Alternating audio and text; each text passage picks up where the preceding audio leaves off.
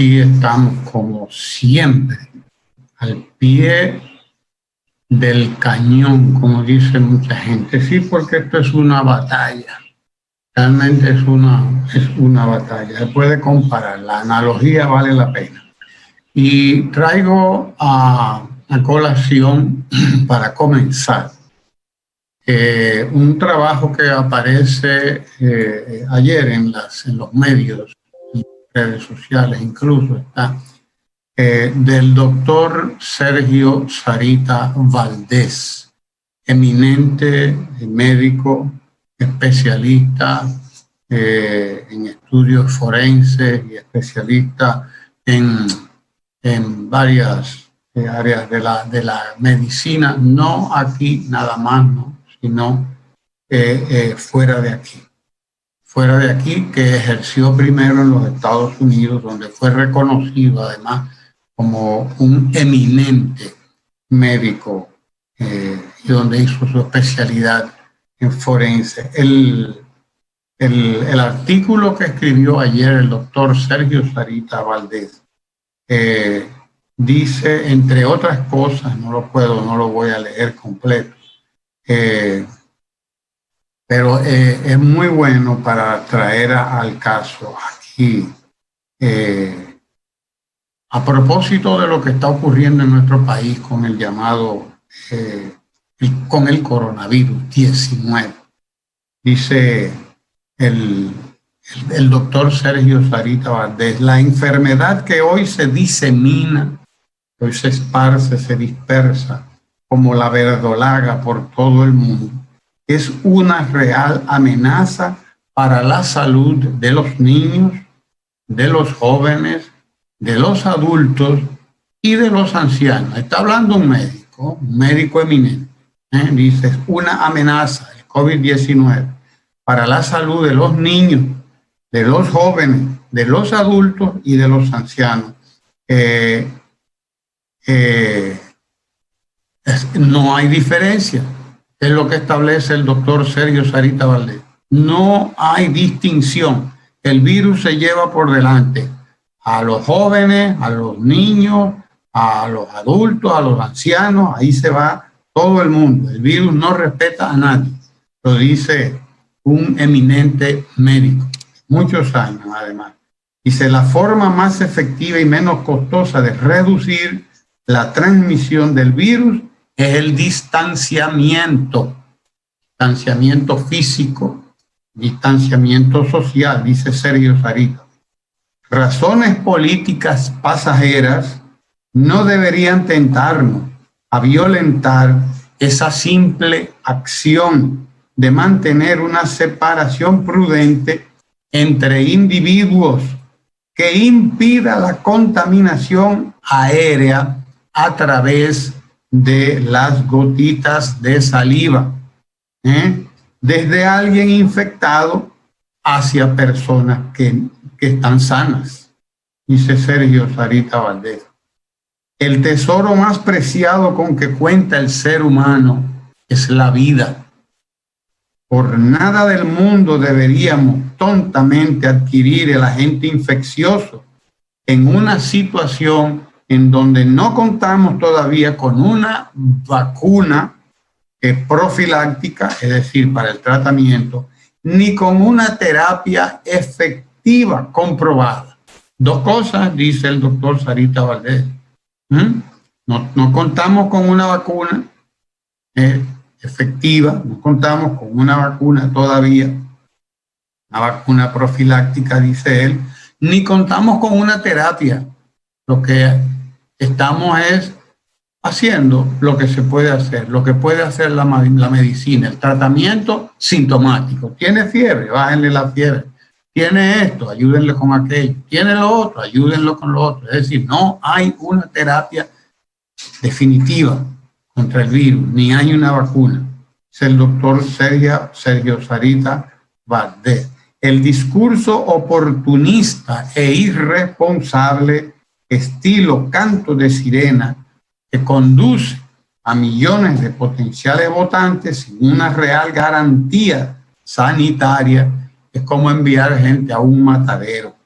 Dice cual si de ganado de carne se tratara, dice Sergio Sarita Valdés. Para nuestro país, está hablando una autoridad, han hablado muchas autoridades, esta es otra autoridad.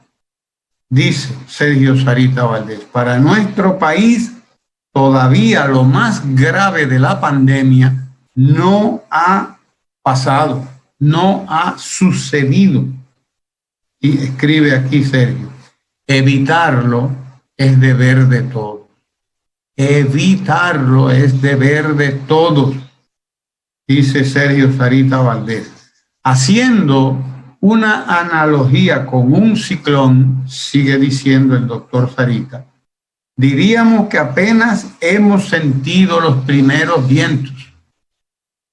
Óigalo, te lo repito, dice el doctor Sarita, haciendo una analogía con un ciclón, diríamos que apenas hemos sentido los primeros vientos. Habla la experiencia, ¿eh? Con menos de 1 millar de fallecidos, dice, es decir, sí, porque estamos todavía por menos de 700, 690 y algo de fallecidos. Apenas hemos sentido los primeros vientos. Todavía no hemos visto pasar el ojo del huracán. Todavía no hemos visto pasar el ojo del huracán, dice el doctor Sarita Valdés. Bajar la guardia es un suicidio colectivo, dice aquí. Óigalo y se lo repito, está escrito, usted lo puede buscar en las redes sociales y en una de las revistas comerciales que se presta a la sinvergüencería de publicar encuestas falsas. Ahí también está publicado, ahí publica el doctor Sarita Valdés. Dice, bajar la guardia es un suicidio colectivo. La realidad estadística nos dice que la mortalidad va en crecimiento. Aún así, tendremos patria más allá de julio, dice el doctor Sergio Sarita Valdés, que compara a la epidemia, la pandemia del COVID-19, la compara con un ciclón del cual apenas hemos recibido los primeros vientos, dice el doctor Sergio Sarita Valdés, y advierte el discurso oportunista e irresponsable de cierta gente está poniendo en peligro la vida no solo de los PRMistas que van a juntarse frente a la Junta Central Electoral a presionar a la Junta porque ya ellos tienen montado su fraude y están empezando a practicar el método del fraude que van a llevar a cabo desde ahora. Ya empezó con la publicación de una encuesta falsa, es un libreto. Tienen primero la encuesta que le salió ayer, una encuesta pagada por el grupo Corripio, se sabe, y por unos cuantos empresarios que pagaron los millones que costó, porque para poner a una compañía de esas a hablar mentiras hay que pagarle muchos cuartos. La mentira es muy cara, y esta gente sabe que su negocio se pone en riesgo cuando ellos hablan mentiras. Pero si lo van a poner en riesgo por una buena cantidad de millones, ellos no tienen problema en prestar su nombre. No tienen ningún problema en prestar su nombre. Ya ellos lo rescatarán después con 2 o 3 encuestas más que hagan, que más o menos se acerque a la calidad, piensan ellos. Lo van a rescatar, van a recuperar su nombre. Ya se ganaron los millones que se iban a ganar. Probablemente dinero procedente de donde sabemos todos, ¿no? Dinero mal habido en algunos casos, bien habido en otros. Ahí no falta dinero. A la oposición no le falta dinero. No, señor. Si no lo tienen de una manera, lo tienen de la otra. Que no le quepa la menor duda. Y en estos días se nos ha estado diciendo de qué manera lo consiguen. Pues ayer los vimos juntados en la segunda parte del libreto. Estaban juntititos, juntiningo, como Santo y Domingo. Estaban ahí frente a donde, ellos dicen que en la Plaza de la Bandera. No, señor, No es en la Plaza de la Bandera que están frente a la Junta Central Electoral como lo hicieron el 16 de mayo. Porque la presión es contra la Junta Central Electoral, que nosotros tendremos que ver si la Junta Central Electoral se va a dejar estafar otra vez.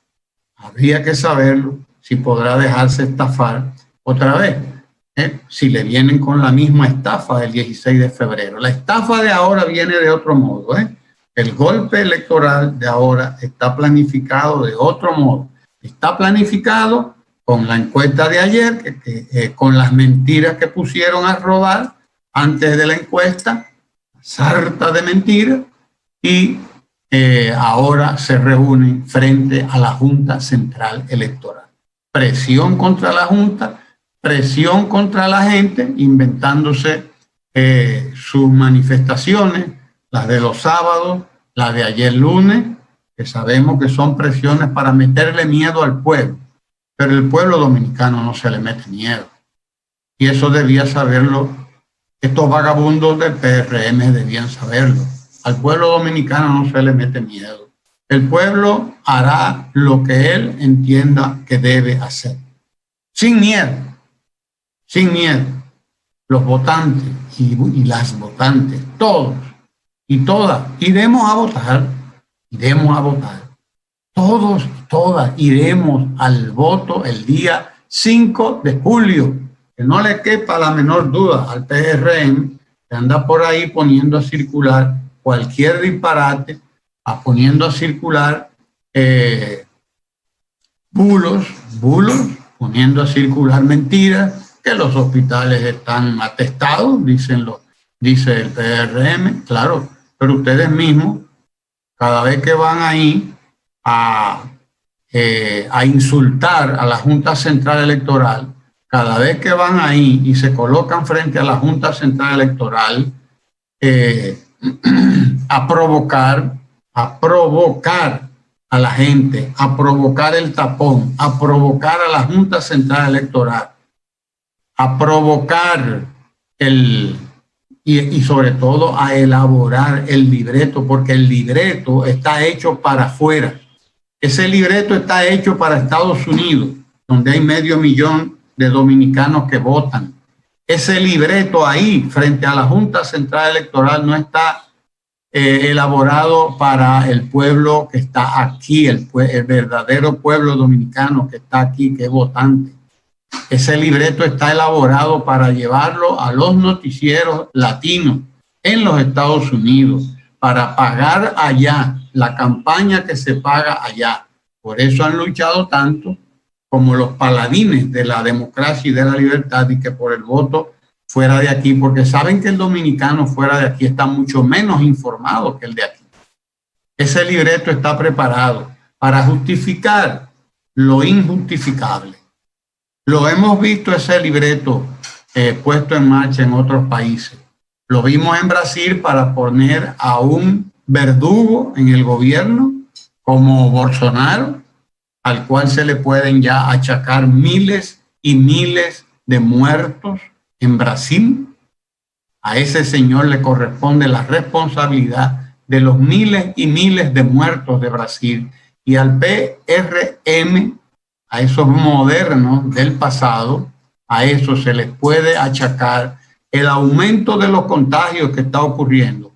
A ese partido que se opone a las medidas de distanciamiento físico, que se opone a las medidas de distanciamiento físico, que en medio de una pandemia convoca a una manifestación frente a la Junta Central Electoral para meterle miedo a la Junta Central Electoral, para meterle miedo al pueblo dominicano y para llevarle información falsa, totalmente falsa a los dominicanos del exterior y a la gente que está fuera de aquí.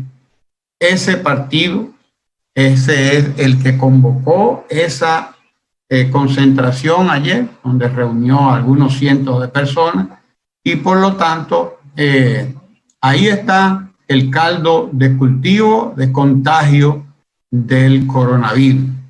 La curva que estamos viendo se la podemos, ya sabemos quiénes son el aumento de la curva, hacia arriba, de los casos de coronavirus. Ya sabemos a quiénes se los debemos. Se los debemos a la irresponsabilidad de estos conspiradores.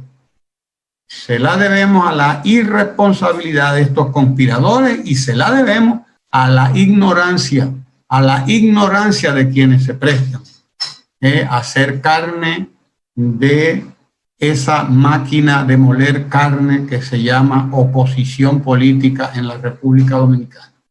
La oposición política en la República Dominicana es una máquina de moler carne, pero lo que muele carne humana, que no nos quepa la menor duda. Eso es lo que hemos estado viendo en estos días. La ignorancia, la decisión del PRM de mandar a la gente a que viole las disposiciones de las autoridades de salud, porque ellos entienden que eso es política. Esto no es una pandemia que en Estados Unidos va por los 2,5 millones de contagiados. 2,5 millones de contagiados lleva en Estados Unidos la pandemia del coronavirus y muertos van ya para 1.120.000 muertos en Estados Unidos, casi 3 veces los muertos que tuvieron, en 11 años de guerra en Vietnam. Casi 3 veces los muertos que tuvieron en 11 años de guerra en Vietnam. Sabemos que hay un libreto en marcha y hay que denunciarlo, y hay que conocerlo, el libreto. Ya, el libreto comenzó con las primeras mentiras, comenzó en febrero, con el golpe electoral de febrero, con la complicidad de la gatica de María Ramos, que está ahí escondiendo la piedra, pero ya tirando la piedra, pero ya ni esconde la mano, ya es todo a la franca, El deseo es violentar la voluntad popular. Ellos que tanto hablaron de la voluntad popular en su momento, están dispuestos a violentar la voluntad del pueblo, o mejor dicho, están trabajando todo lo que pueden para violentar esa voluntad, violentarla. No han podido llegar al 50% ni siquiera en sus encuestas. Entonces, como no han podido llegar al 50%, nunca en la historia han llegado. Nunca en la historia, desde que se instauró la fórmula del 50+1, nunca estos señores han llegado al 50% de la votación. Porque culebra no cae en lazo. Porque el pueblo dominicano sabe a dónde es que tiene que ir y qué es lo que tiene que hacer. Nunca han ganado con el 50+1. Nunca lo han hecho así. Ni siquiera cuando ganó el presidente Mejía. Ustedes lo recuerdan, deben recordarlo los mayorcitos.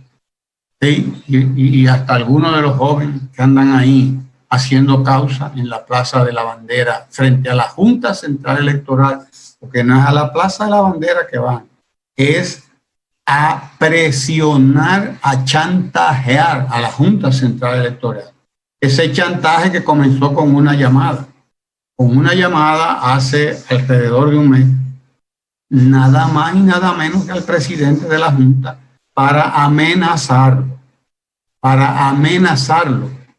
Así creen ellos, esa es la democracia que ellos defienden. Esa es. Ahí comenzó el libreto. El libreto comenzó ahí. Desmadraron las computadoras con complicidad de ahí adentro. Vaya usted a ver, ya el informe de la Organización de Estados Americanos lo ha dicho. Ahí hubo un desmadre, lo plantea con mucha delicadeza, con mucha suavidad, lo plantea, pero ahí hubo manos criminales desde dentro. Ya veremos. La historia nos dirá. La historia nos dirá qué fue lo que hubo ahí. Pues bien, ahí comenzó, claro que sí, la ejecución del libreto y se ha mantenido, pero desde luego el tiempo demuestra que el cojo y el mentiroso no llegan lejos. Y con el tiempo, decía la canción, aquella viejísima canción de Pedro Infante, el agua se aclara sola al paso de la corriente. ¿Lo recuerdan? El agua se aclara sola al paso de la corriente y en la medida que pasaba el tiempo, se fue aclarando el agua. La gente fue entendiendo qué fue lo que pasó el 16 de febrero. La gente entendió el golpe electoral. El golpe que se dio el 16 de febrero, la gente lo entendió y entonces el candidato opositor empezó a bajar. Empezó a bajar de manera casi estrepitosa en sus propias mediciones y dijeron, bueno, esto no pinta bien. Además empezaron a sacarle una serie de delincuentes con los que se reunió el candidato opositor y sus líderes. Empezaron a sacarle toda esa balsa de delincuentes y la gente empezó a despertar. Y él empezó a bajar y dijeron, bueno, esto no puede ser, nosotros tenemos que hacer algo y desde luego comenzaron a hacerlo. Lo primero que comenzaron a hacer fue desprestigiar todas las medidas que ha estado tomando el gobierno para contener la expansión del coronavirus, desprestigiarla, hablar mentiras, atacarla, por ahí comenzó. El primer punto del libreto, o segundo, si comenzamos el 16 de febrero, segundo.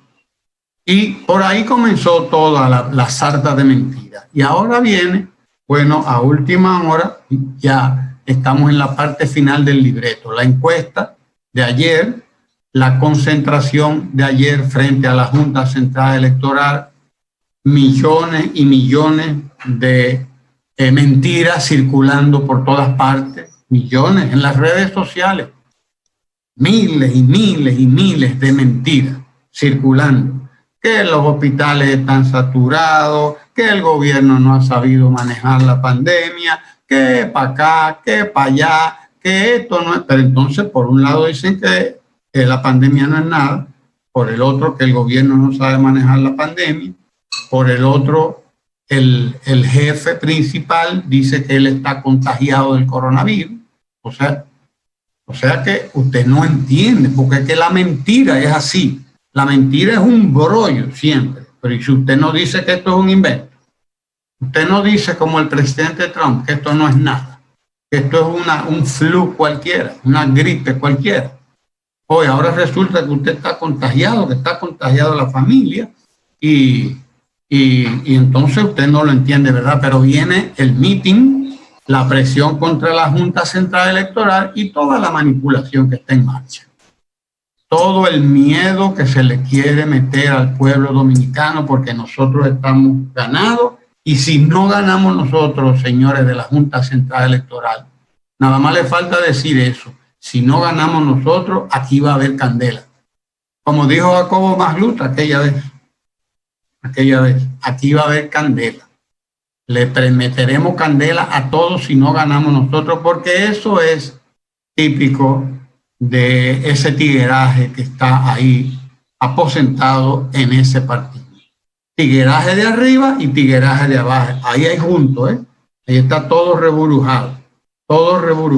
Tigueraje por un lado y tigueraje por el otro. Y entonces, si no es a la buena, será a la mala. Eso es lo que dicen ellos. Eso es lo que dicen, porque como ellos dicen que están ganados, si pierden es porque le hacen fraude. ¿Y quién puede hacer fraude? Ellos no están haciendo fraude. Ellos están haciendo el fraude. Ahora lo están haciendo. Ahora mismo está en marcha el fraude. Y hay que decirlo con toda responsabilidad. Ahora mismo está en marcha el fraude. Que no nos quepa la menor duda. Se puso en marcha con esa encuesta, se puso en marcha con esa concentración, se puso en marcha con todo el chantaje que hay montado contra la Junta Central Electoral. Este es el después, señora Carmen Verbrugal, sí, que escribió su artículo llamado El antes, durante y el después. Seguimos en el después, doctora. Seguimos en el después. Este es el después del 16 de febrero. Este, que en el que estamos, es el después, como usted bien lo escribió. El después del 16 de febrero. El después del 16 de febrero es este patrón. Es este esquema de guerra, ya no de tan baja intensidad. Ya la intensidad va subiendo. No es guerra de baja intensidad ya. Estamos hablando de que la intensidad ahora va remontando. Una encuesta que ha costado millones de pesos para tirar por el piso el nombre de una empresa comercial como esa, Gallup. Para tirar por el piso el nombre de una empresa comercial se necesita mucho dinero. Mucho dinero, y bueno, ahí estaban los millones. Y en la sociedad en la que nosotros estamos, todo se vale. Si me van a pagar los millones que esto vale, yo tiro un nombre por el piso, porque eso después se recoge. El nombre después se recoge. Así que la encuesta, la presión frente a la Junta Central Electoral, el chantaje, las mentiras, las amenazas, porque están amenazando.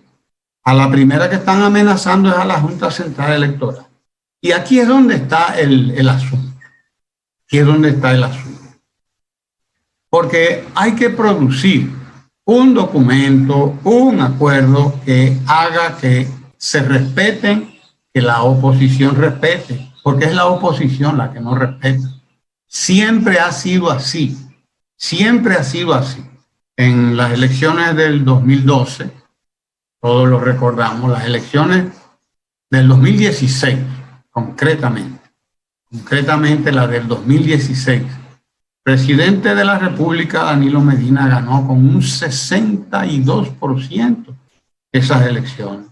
Algo histórico, histórico. Juan Bosch había ganado en el 63, para que se entienda si es histórico. Juan Bosch había ganado en el 63 con un 59, casi un 60% del electorado, con una presión brutal, con una campaña brutal contra él de parte de sectores que lo han rechazado siempre, o que lo rechazaron siempre, además, sectores de los grupos de poder fácticos del país, con la presión de Estados Unidos, con la presión de la iglesia, con la presión de ciertos grupos del empresariado, que siempre se prestan a todas estas cosas, ¿no? Con toda esa presión, Juan Bosch ganó con casi el 60%, de los votos. El pueblo no tiene miedo, votó por Juan Bosch. Y en el 2016, el presidente Danilo Medina rompió ese récord que no lo había roto nadie, no lo había superado nadie. Presidente Medina obtuvo un 62% de los votos.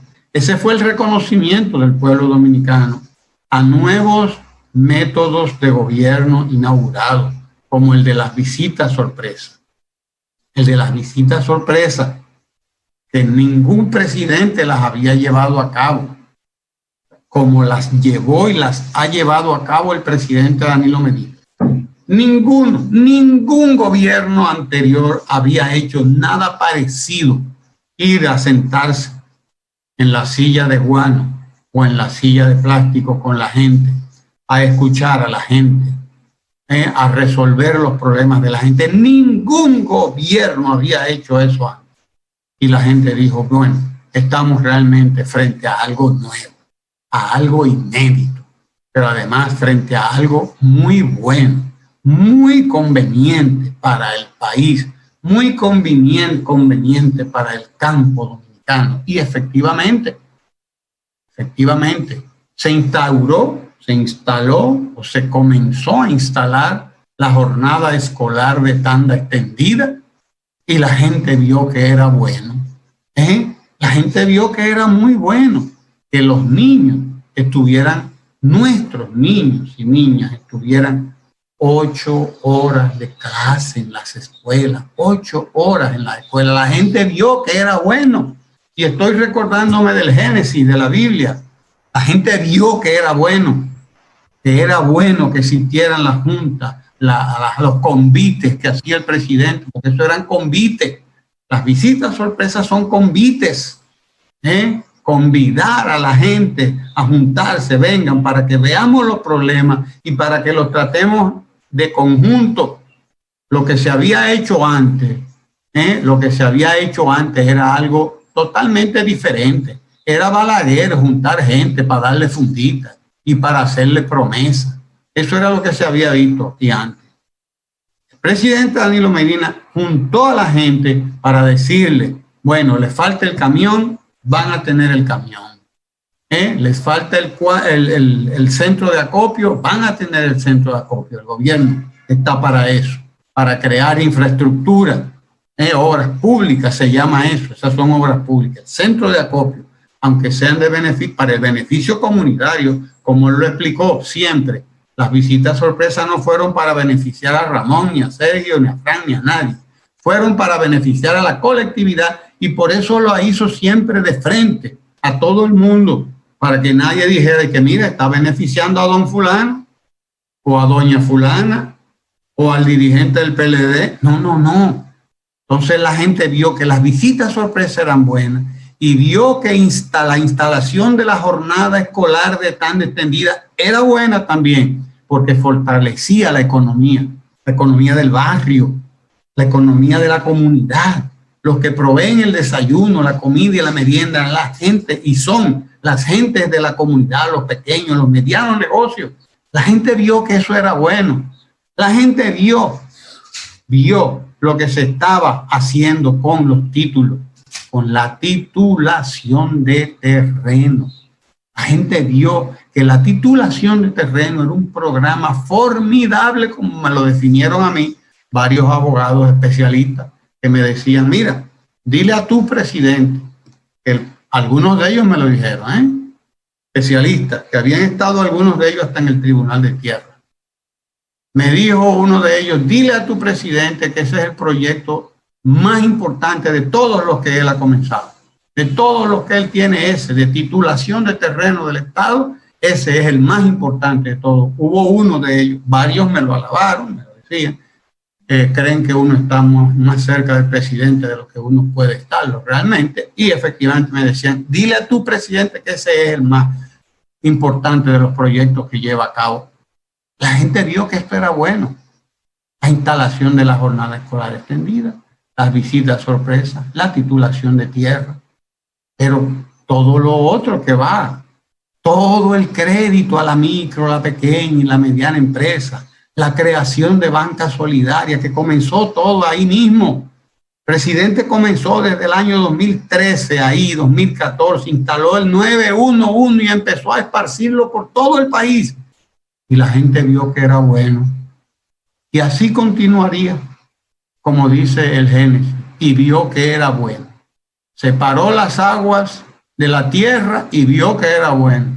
Separó la luz de las tinieblas y vio que era bueno. Sí, la gente lo que vio es que todo esto era bueno, y en el 2016 votó masivamente por el presidente Danilo Medina, ese que se tenía Leonel Fernández amén, y que me perdone la digresión. Sí, señor, ese que se lo tenían amén, ellos. Gente, el pueblo se derramó en votos. 62%, y hubo lugares del país donde llegó la votación casi al 70%, que lo sé yo. Algunos campos del país donde la votación llegó al 70%, para que usted lo sepa, si no lo sabían. Lo digo responsablemente para que vayan y busquen los votos de algunos distritos municipales, para que los vean de los lejanos del país. llegó hasta el 70% en algunos lugares, casi al 70%, lo recuerdo como ahora.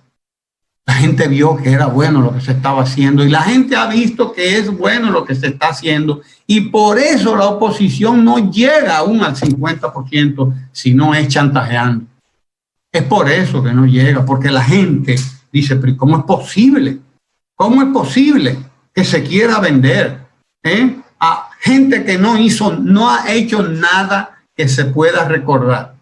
3 veces han gobernado, 78, 82, 82, 86 y después 2000, 2004. 3 veces que han gobernado y las 3 veces ha ocurrido el mismo fracaso. Las 3 veces ha ocurrido el mismo desastre en la economía, porque ahí nadie obedece a nadie, ahí todo el mundo tiene su propio proyecto personal y el proyecto personal de cada uno que está ahí no coincide con el proyecto del pueblo dominicano, porque los proyectos personales son eso, proyectos personales. Sabido entonces, sabido que si no es con un descalabro como el del 16 de febrero, no pueden rebasar la raya del 50%, andan buscando el 16 de febrero. Pero ahora lo andan buscando en junio, es decir, en julio. Empezaron a buscarlo en junio. Empezaron a buscarlo en junio, a trabajarlo en junio. Están trabajándolo y vienen trabajándolo hace tiempo. Se escondió, se fue para su casa porque di que tiene el COVID, pero es por la que le estaba cayendo de la delincuencia. Empezaron a sacarle todas las fotos con la delincuencia, todas sus fotos con la delincuencia, porque no tienen prigilio, como dice la gente en el campo.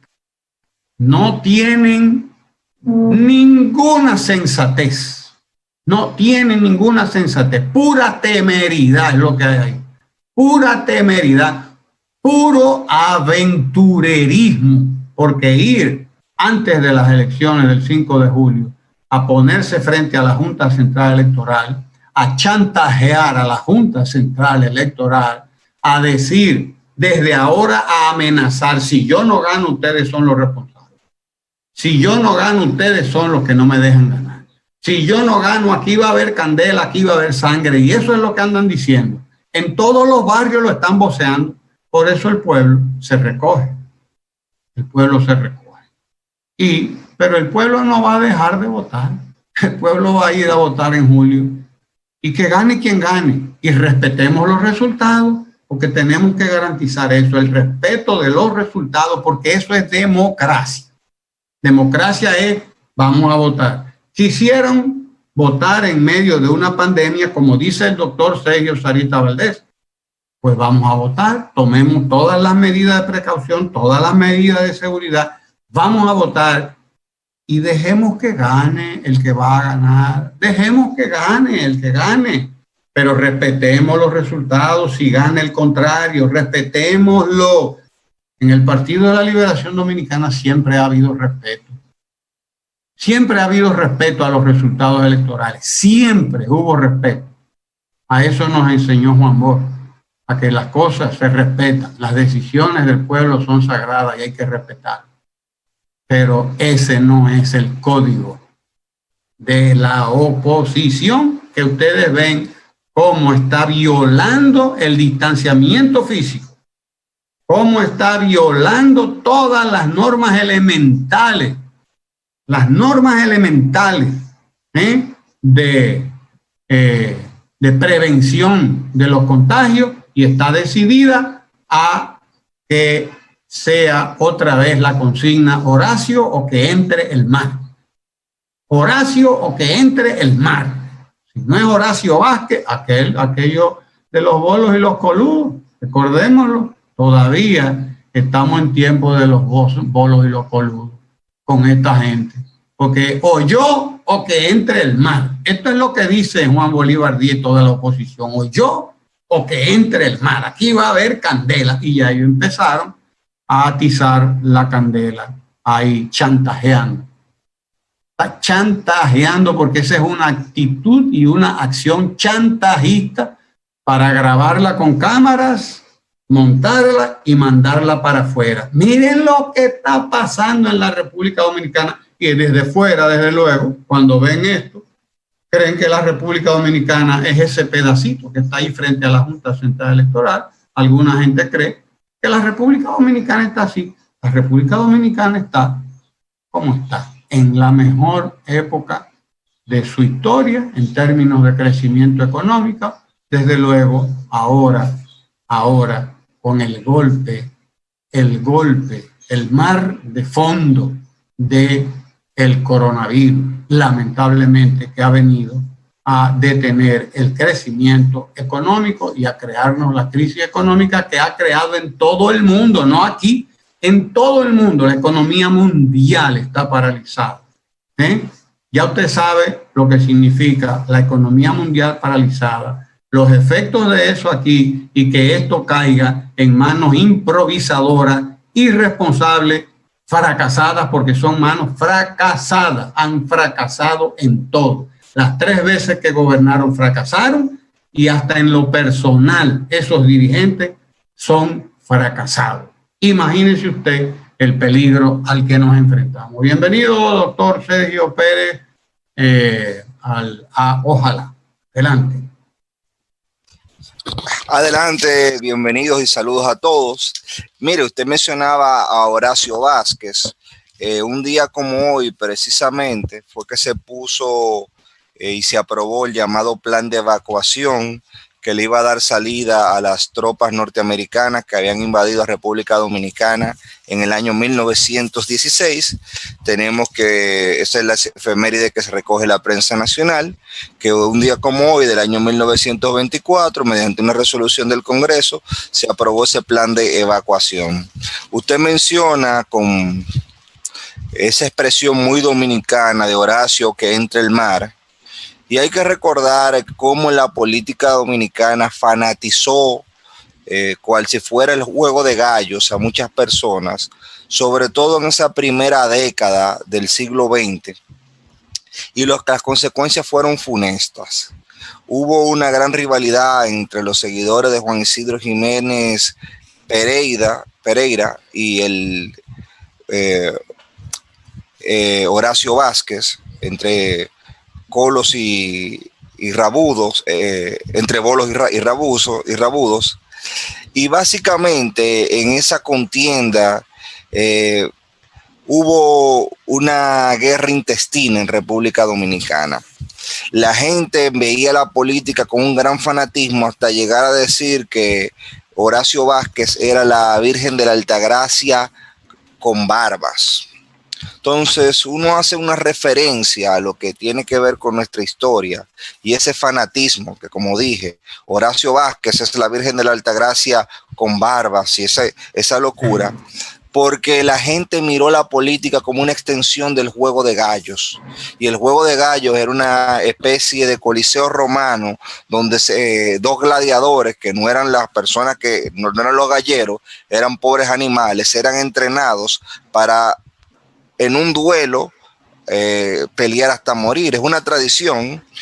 Sé que todavía existe en República Dominicana. Tengo familia y amigos que son galleros, pero Hostos, por ejemplo, siempre se opuso a esa tradición por lo sangrienta que Hostos la consideraba, el juego de gallos. Y en la política dominicana, el fanatismo, como se veía la política, era así. Eso ha generado que mucha gente, no importa lo que diga su candidato o su partido, no tenga la menor tipo de criticidad.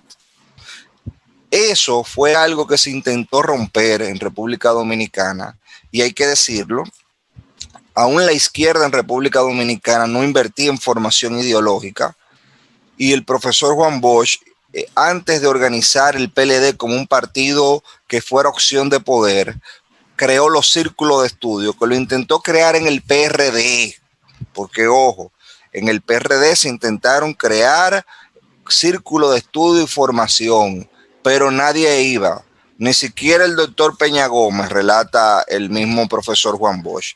Y no estoy diciendo que Peña Gómez no tenía condiciones intelectuales, que la tenía, y tenía una gran valía, que yo respeto las condiciones políticas de Peña Gómez, pero no entendió que la formación política era lo que nos iba a llevar a nosotros a sobrepasar ese caudillaje y a sobrepasar ese juego de gallos en la política. Porque si usted no tiene una formación, una ideología, la política es un juego de gallos. Entonces yo veo muchas personas fijándose en los candidatos y no fijándose en la plataforma política que está atrás, apoyando y dándole soporte a los candidatos. El caso más sencillo es, por ejemplo, un debate. Ayer hubo un debate entre los candidatos a senadores de la capital. Sin embargo, la candidata del PRM, que supuestamente lleva ideas liberales con las que yo simpatizo, y que su marca ha sido la de ir a enfrentar y debatir, a la hora del debate dice que su partido le prohibió ir al debate, pero su partido dice entonces que Gonzalo debió ir al debate, entonces que ellos no van porque Gonzalo no va, cuando la realidad es que ellos tienen un doble rasero. Por un lado dice que quieren debate, pero por el otro lado le prohíben ir al debate. Gonzalo lo primero que dijo y su equipo técnico fue, primero, quisiéramos que fuera más incluyente el debate y que aglutinara no solamente a los 3 principales partidos, sino a todos los candidatos. O sea, una propuesta aún más democrática. Y después lo que dijo fue, bueno, cámbienme la fecha y pónganme una fecha que yo pueda asistir. Sin embargo, esta gente lo que dicen primero es que quieren debate, después dicen que ellos no van si este candidato no van. Sin embargo, la línea que le bajan a su candidata, a senadora, es que no vaya al debate. Porque al fin y al cabo, ellos dicen una cosa, pero hacen otra. Y lo hacen de la manera más abiertamente posible, creyendo que el pueblo dominicano no los va a tomar en cuenta. Y lo digo por el tema, por ejemplo, del narcotráfico. El tema del narcotráfico, que es un tema que a mí no me gusta criminalizar ni llevar a la política, porque yo entiendo que toda persona tiene que ser juzgada por un juez imparcial conforme al debido proceso y cuando se determine su culpabilidad se castigue. No menos cierto es que entiendo también que la ley de prevención de lavado de activos lo que manda es a que nosotros en una acción diligente ayudemos al Estado y hagamos una investigación también, la llamada debida diligencia. Y si eso se le exige a los particulares, a las plataformas y grupos políticos y a las empresas también. ¿Por qué? Porque en el caso, por ejemplo, de los partidos políticos, son organizaciones no gubernamentales sin fines de lucro. Aunque se rigen por la Junta Central Electoral y por la ley de la Junta, si nos ponemos a ver, la finalidad de los partidos políticos no es generar lucro. Y como su finalidad no es generar lucro, ellos reciben, en función de su vinculación de ser un acceso al poder público, fondos públicos. Y tienen que tener una posición de cara a presentar qué hacen con esos fondos públicos, pero sobre todo, cuál es la propuesta al país que ellos le hacen. En materia del narcotráfico, veo un señor que contundentemente le está diciendo y le está señalando candidatos y dirigentes importantes de ese partido que él dice que están vinculados al narcotráfico y presenta expedientes. Si es verdad o es mentira, yo no sé. Ahora, yo lo que quisiera es que esa organización política dijera de manera contundente que ellos están aplicando un protocolo, están aplicando medidas para evitar que el narcotráfico coopte esa organización. Sin embargo, no he visto una declaración al respecto. Y no solamente es el narcotráfico, porque hay un regidor que fue identificado por el fiscal de Santiago como que está prófugo a la justicia. Yo estaba esperando la declaración del PRM diciéndome que no, que es mentira, que esa persona no es regidor y que es una politización que está haciendo el fiscal titular de Santiago. Sin embargo, no veo esa declaración de ese partido político. Y lo que veo es que el abogado del señor Epifanio Peralta dijo que no va a entregar a la justicia a su cliente hasta tanto no falle el Tribunal Constitucional contra una suspensión de su pena de prisión de 3 años. Él dijo que él no puede ser condenado por porte ilegal de armas de fuego. La Procuraduría lo que debe solicitar en este caso es una multa en el país. No hay una sola persona en prisión por el uso de armas. O sea, él no está negando su abogado y su defensa que tiene un arma ilegal. Él está diciendo que no, que lo que debe de ponerse es una multa, porque él sustituyó al tribunal y él dice qué es lo que debe de ponerse o no. Y no he visto una pronunciación del partido opositor que planea llegar al gobierno y que tiene toda una estructura y es un reconocimiento por la Junta, señalándome ese caso, que es un caso criminal, donde hay un miembro activo de su partido que tiene una condena. ¿Cómo primero llegamos a que un miembro de su partido tenga una condena y ellos lo oferten como candidato? Segundo, una vez se descubre el caso, porque puede pasar en todos los partidos, mira el caso de la ONSA, fue un caso penoso, sin embargo están presos, sin embargo fueron sancionados y hubo una declaración del Partido de Liberación Dominicana. Yo no la veo en el caso del PRM. Entonces, esta gente no tiene la capacidad a veces de ser autocríticos, y no son autocríticos porque realmente ellos dicen que el Partido de la Liberación Dominicana es un partido de castas, es un partido donde todo se hereda, pero cuando usted se va a ellos y los identifica a sus principales dirigentes, se da cuenta de que ellos son los que heredaron hasta los cargos políticos, porque coge el apellido y coge los genes y se da cuenta que genéticamente y biológicamente son la sucesión de candidatos y de mucha gente que todavía está ahí en posiciones de poder, hasta el punto de que tú te encuentras con que uno es diputado del Parlacén, otro es diputado de la República, en una misma familia. Pero eso no está mal ahí, eso está mal si es el otro partido, ellos no están mal. Segundo, usted se encuentra con que las posiciones que tienen padres, hijos, nietos, son las mismas. Usted se encuentra con que el secretario general de ese partido tiene un hijo que está aspirando a diputado, pero que ese secretario general es hijo de un expresidente. Sin embargo, si pasa lo similar en el PLD, dicen que es nepotismo. Entonces es un doble rasero a la hora de considerar las cosas, pero aquí yo estoy presentando dos temas muy serios. Estoy presentando un tema penal de una persona que fue condenada por un tribunal, que ellos no han dicho que lo van a presentar ni han dicho nada, y estoy presentando de que hay un señor que está haciendo denuncias muy serias del narcotráfico y la respuesta que hay es que cada quien es grande y es responsable penalmente de sus actos. Eso se sabe, eso no tienen ellos que decirlo. Entonces, para mí no es utilizar el tema del narcotráfico para satanizar un partido. No es eso lo que a mí me molesta. A mí lo que me molesta es la falta de un pronunciamiento serio de parte de ese partido sobre ese tema. Eso me molesta porque eso me revela un elemento de caudillaje y me revela también un elemento hasta de complicidad. ¿Por qué? Porque usted no se está pronunciando cuando hay elementos y vinculaciones severas ahí. No estoy diciendo que sean ciertas, pero estoy diciendo que son serias, muy serias, con nombre y apellido. Entonces, al margen de lo que diga el mensajero y quién sea el mensajero, vamos a ver el mensaje, y ese mensaje es muy peligroso y merece una respuesta institucional, sobre todo cuando su discurso es el cambio institucional, cuando su discurso es la lucha contra la impunidad. Pero la impunidad no es solamente la que cometen los funcionarios y empleados públicos. La impunidad es cuando una persona violenta las reglas del Estado, violenta la legalidad del Estado y no es sancionada. Entonces el narcotráfico también es una especie de violación a la impunidad, y de las peores. Pero también cuando se violenta una ley penal como el porte y tenencia de armas, usted no se entrega ni va a cumplir la pena que lo pusieron porque usted dice que no, usted también está apoyando la impunidad. Entonces ese tema yo quería tratarlo porque nosotros tenemos que superar en República Dominicana esa visión caudillesca y entender que uno tiene que elegir la opción política y esa plataforma política que tenga unos principios.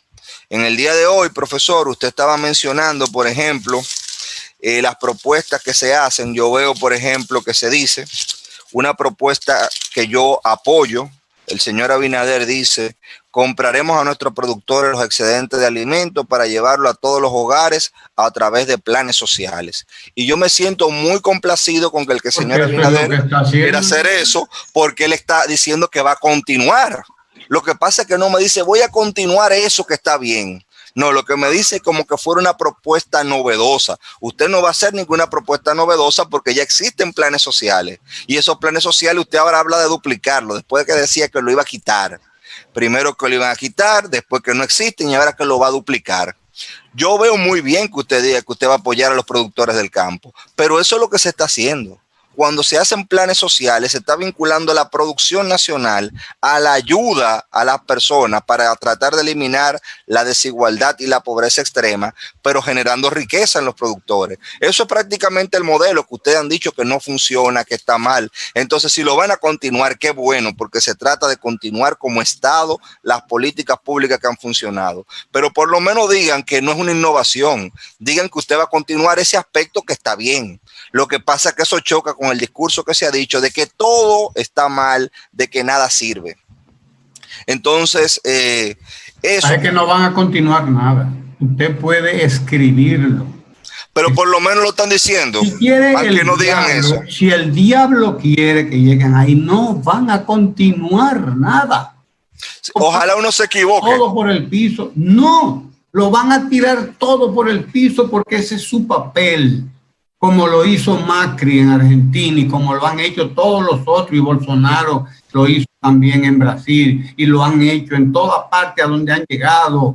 Ellos van a hacer lo mismo, lo van a tirar todo por el piso, todo por la borda. En 4 años van a desmadrar el país, porque su papel es ese, desmadrar esa clase a la que ellos representan, esos sectores a los que ellos representan. No les interesa la legalidad, no les interesa la modernidad ni nada de eso que mucha gente vive hablando. Esos sectores que ellos representan, lo que les interesa es el caos, porque ahí es que medran, ahí es que medran, ahí es que a ellos les va bien. Ese es el llamado capitalismo del caos, visto de manera minúscula aquí en una clase lumpen, en una clase lumpen que está ahí. ¿Entiendes? Ojalá, profesor. No van a continuar nada. Ojalá, ojalá. Nada. Sí, pero ojalá ellos tengan un criterio ideológico inclusive al hacerlo, porque yo creo que no hay un criterio ideológico de un estado pequeño ni de un estado grande, porque ellos cambian de un momento a otro. Yo tengo la misma impresión que usted, que cuando una persona cambia tanto y dice una cosa y después dice la otra y ataca y hace todo lo que hace, efectivamente, con quienes se retratan. Entonces, sobre todo eso, bueno. Yo le decía a una persona que yo sería el primero en apoyar cualquiera en caso de que ellos llegaran. El tema es que ya ellos llegaron en muchos lugares. Y en Bonao que llegaron, la primera manifestación fue el retroceso de toda la conquista de la administración pública, porque desde la misma juramentación cancelaron a todos los empleados. Eso fue lo primero que yo vi. Y ellos llegaron en Puerto Plata y al margen de la tristemente célebre marcha, lo primero que ellos hicieron, que para mí fue peor que la marcha que se permitió como símbolo, fue coger un video. Sí, pero eso que hicieron ayer, yo le puedo decir que es una torpeza de no entender que estamos en un estado de emergencia y que no se debe aglomerar gente. Pero para mí es aún peor, aunque las consecuencias no sean más graves, sino moralmente peor, que el asistente y mano derecha del señor síndico de Puerto Plata, lo primero que hiciera fue coger la jipeta asignada y decir, esto es poder, miren, así es que se vive, porque eso me revela el pensamiento que tiene las manos derechas y las personas que pudiesen llegar al poder. La forma como ese individuo, hasta los gestos que él ponía cuando hablaba de que eso sí era poder y que él sí lo iba a demostrar, porque eso precisamente es ese caudillaje que tenía República Dominicana. Esa es la noción de poder que hay ahí, de arriba a abajo, desde el primero, óigame, desde el primero hasta el último, por bien que usted lo vea teorizando, porque hay algunos que teorizan ahí, por bien que usted lo vea conceptualizando, porque hay algunos que conceptualizan ahí. Pero no van al debate, ¿eh? Ellos conceptualizan, pero no van. No, no van. No, algunos dicen que ellos conceptualizan, qué bien, me parece muy bien. Pero hasta esos que dicen que conceptualizan y que teorizan y que esto y que escriben en los periódicos, hasta esos están repletos por dentro de una amargura grande que no los abandona nunca y de un concepto totalmente emocional de la política, tan primitivo como el de los bolos y los coludos, tan primitivo como el de los bolos y los coludos, porque son ellos los que dicen o yo o que entre el mar. Y ahí está frente a la Junta Central Electoral diciéndole a la Junta, miren, ustedes son los responsables, si yo no gano, ustedes son los responsables. A la Junta, días antes de las elecciones, en una actitud totalmente antidemocrática, abusadora y criminal, además, porque lo que están haciendo es aumentando las posibilidades de contagio. Pero no solamente eso, profesor. Ellos intentaron tomar y usurpar una manifestación cívica y ciudadana de protesta, como son los cacerolazos. Primero, en un momento en que República Dominicana no tenía crisis ni de ningún tipo, como en febrero. Aquí no había una crisis económica. Crisis de abastecimiento. Ni crisis de abastecimiento. Lo que sí había era, desde el punto de vista de ellos, una crisis institucional, y claro que lo iba a haber cuando se boicotearon unas elecciones, obligándose a que se hicieran en todo el país, cuando nada más eran 40 y pico de municipios. Claro. ¿Y quién obligó y chantajeó a la Junta? Que no tuvo los pantalones para decirle, no señor, aquí hay 100 y pico de municipios que no hay que hacer elecciones.